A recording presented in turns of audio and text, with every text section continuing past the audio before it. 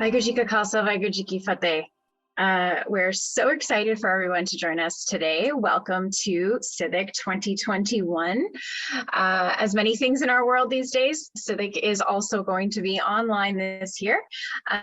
We are spending the next 5 days in a discussion around Sidh Gosti. And so we are super excited and so thankful for all of you to join us today. My name is Anupreet Kaur, and I am the lead for Sidak here at the Sikh Research Institute. So without further ado, I'd like to bring on Harinder Singh to go over today's reflection and our Hukam for the day. Harinder Singh, if you could, there we go. Vaiguru Ji Ka Khalsa, Vaiguru Ji Ki Fateh. Jasleen Kanara and myself will be doing the session today, and we're going to start off with Hukam.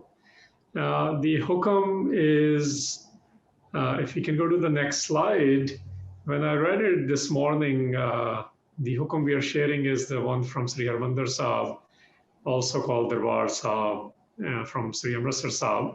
This is the Raha line in there. And I want to focus a little bit as to what is being shared by Guru Arjan Sahib here. And what he's saying is, there are two words which are italicized here. Tum karo daya mere sai, aisi mat dija mera thakur, sada sada tud tyai rahao. You know, at Sidak, we spend about an hour and a half in in-person Sidak, hour and a half in Divans in the morning, an hour in the evening. And we spend 15, 20 minutes just on Hukam, but today is an abbreviated version of that. And the idea is to focus on what is Guru telling us to at least focus on today. So for the next hour and a half, this is a direction for us. And the direction is the two words being invoked for what is generally called quote unquote God. You know, but his words are much more specific. He uses the word Sai. Sai is a very personal word. You know, you can see what's written, how it's used. It actually means the one who owns you. In South Asian tradition, it's used for saints, masters, God, Lord. Now, in Sikh tradition, we say it's for IkOankar. But it's a very personal word. And he also invokes the word Thakur, which is a very positional word. What I mean by that is it's somebody who is in a particular position, who's a master, a guide, deity, Lord, God. Again, for us, it's IkOankar, which we are a translator, and we'll get into why we are calling it one force as one interpretation. But Guru Arjan Sahib is saying here that I am seeking compassion from Sai. Sai has this element of love and beloved as well. And then he says, what I'm really seeking in that compassion, in that grace of yours is that give me, please give me that thinking. Which thinking? Thinking which is essentially going to connect me to you all the time. So I'm contemplating on you. Dhyana can mean meditation, dhyana can mean readings, dhyan has concentration. It has so many different meanings here, but because it is connected to mat, which has to do with thought, what Guru Arjan Sahib is saying is, I want that thinking, that thought, that reflection, that contemplation, which will allow me to be with you all the time. Now, this is a great segue to what we are going to get into in first session, because first session is, and Sidh Gosti at large, is about the conversation Guru Nanak Sahib is having.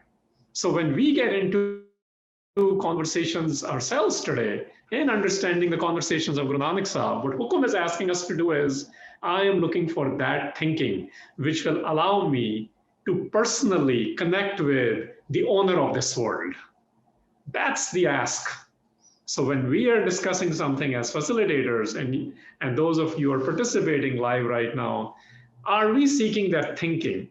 And are our questions, are our descriptions coming out of that? So that's to keep in mind from today's reflection, that we are asking for a particular thinking which allows us to be connected to the IkOankar, the beloved, as well as the master, the force of the word. So let's get into what is Sidh Gosti.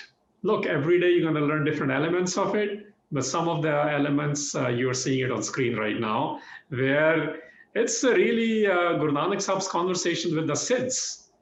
So the first question will be, Some of you in your Jamboard, I was looking at what was being written about the ability you would love to have as a superheroes. Guess what?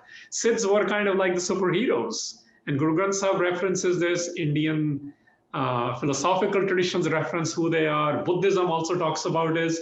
So there is something called Riddhi, which has to do with the psychic powers. And there is something called Siddhi, the proven ones, where it is a supernatural power. So all of you are aspirational Siddhs. So what I want you to understand is that there's an element of Siddh sitting in all of us. But when Guru Nanak Sahib is talking to, in historical context, who are these Siddhs? Well, one of them we know was Gorakhnath. Siddh literally, even in today's cultural Indic context, Siddh means to prove something. So the Siddhs are the proven ones. They're not average yogis. They're yogis who have achieved a status, who have achieved a particular position, yogis who have achieved one or two of those supernatural powers, which some of you were hoping to also have in this life. Hopefully none of you will become the Siddhs, which is a more Star Wars reference. So the idea here is what you do with your power is also going to get discussed. But what Guru Nanak Sahib is saying here is very, very clear that his conversation is with the Gorakhnath, very established yogis, and not just yogis who might be taking your money like Bikram Yoga guy who's in jail, or other people who are looting people or in sexual scandals or other ways. These were the people who are philosophically, religiously very advanced. They had Guru Nanak Sahib is having conversations with Dalai Lamas of the world. He's having conversations with the Richard Dawkins of the world. He's having conversations with popes of the world. He's having conversations with Shankaracharyas of the world, or the Grand Muftis of the world. So that level of conversation is going to be different. That level of conversation is going to be focused. There will be elements of sarcasm, belittling, elements of there's a show off going on, and how Guru Nanak Sahib is handling all of that, that's what makes it a ghost. So the ghost, or today we call it Goshti, it can mean any number of these things, and you're seeing some of those keywords on your screen. It can mean a gathering, it can mean a discussion, it also refers to ideas, elements of debates and argument. But as we learned within the Bani itself, that it actually takes to the highest level of dialogue. So Guru Nanak Sahib is showing us with the very positional people in the world who claim to know intricacies, philosophies, details, connections to whatever somebody's idea of God or no God is, how to have a dialogue with them. Bhai Gurdas, the original theologian of Sikhi, he has written very clearly, or there's a debate in historical world where these took place. According to Bhai Gurdas, they took place at a place called Achal Batala. There are two other places mentioned. Some people believe, historians believe, actually different elements took place at different places. It's regardless, it's good to know those things. But what we do know for sure is at least it definitely took place, if not all of it, some of it at Achal Batala, which is in Punjab. And we also know that it's in Rag Ramkali, which is very important to know. In the Indic tradition of North Indian classical, or what they now call Hindustani music, yogis use this rag. So when they are doing certain things, whether it's singings or alaps or the mantras, they actually utilize Ramkali rag. So this is very, very important that Guru Nanak is utilizing in the context of the people he's having discussions with. And the people are not just average Joes of the world. They're not even the average yogis of the world. They're very accomplished yogis, i.e. the Siddhs.